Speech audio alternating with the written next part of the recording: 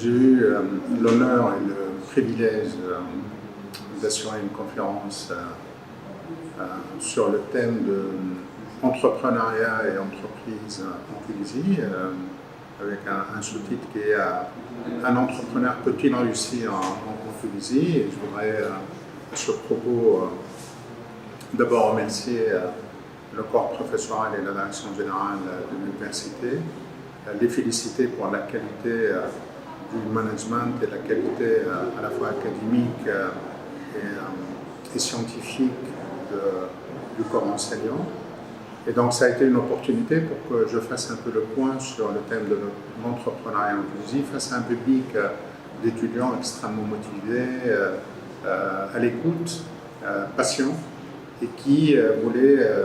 voir un peu comment se passaient les choses en matière de création d'entreprise, en matière de prise d'initiative, etc. Et donc, j'ai essayé de développer un peu la problématique dans laquelle nous nous situons, situer le contexte tunisien en matière justement de création d'entreprise et de prise d'initiative, définir un peu, pour éviter un peu les quiproquos et les malentendus, définir ce qu'est l'entrepreneuriat et définir également, je pense que c'est extrêmement important, ce que l'entrepreneuriat n'est pas. Je crois que c'est important en insistant sur le fait que l'entrepreneuriat est un choix, c'est un engagement qui nécessite de la ténacité, de la pugnacité. Ce n'est pas un pis-aller, ce n'est pas tout à fait une alternative au chômage, et bien au contraire, il faut qu'il y ait un certain nombre de prérequis qui sont indispensables pour que le projet réussisse. J'ai également parlé de l'entreprise de demain, et une entreprise qui doit être une entreprise pérenne, durable, qui doit être une entreprise citoyenne, respectueuse de l'environnement à la fois social et écologique, et tenant compte d'un certain nombre d'enjeux dans la gestion de l'entreprise, c'est ce qu'on appelle les parties prenantes,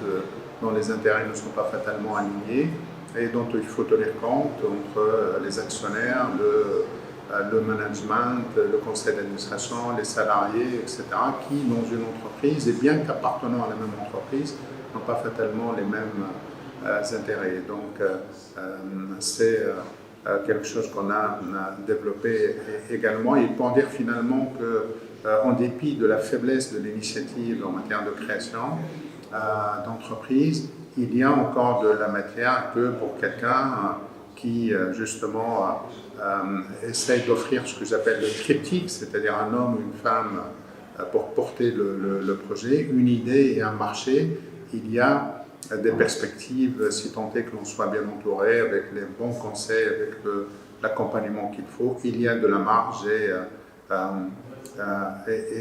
en Tunisie notamment et dans les pays d'Afrique que je connais relativement bien, il y a encore un potentiel extrêmement important constitué par les jeunes qui veulent justement exister autrement, qui veulent prouver qu'ils peuvent créer leur propre entreprise et